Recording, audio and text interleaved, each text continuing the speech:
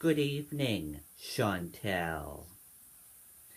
A Merrimack man accused of running a red light in front of the Hudson Mall is blamed for an accident that involved three vehicles on Sunday morning and tied up traffic for about an hour. Police say Brian Carter, 22, was driving north on Derry Street at a high rate of speed and was in the right turn lane in front of the mall when he ran his Volvo through a red light.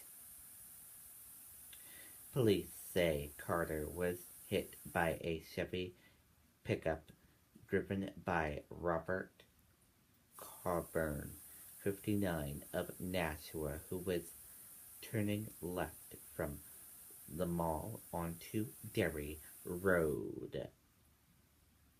The collision sent the Volvo spinning and it hit a Jeep Grand Cherokee stopped at the light in the southbound lane of Derry Street.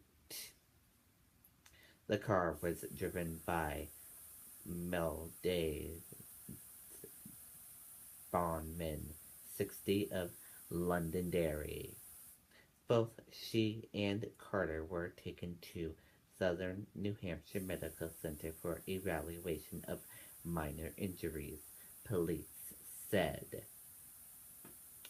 Traffic in the area was backed up for about an hour as police investigated the crash and removed the vehicles.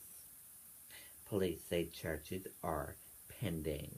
Reporting live here outside the Hudson Mall, I'm Riley King for New Hampshire One News. Chantel, back over to you.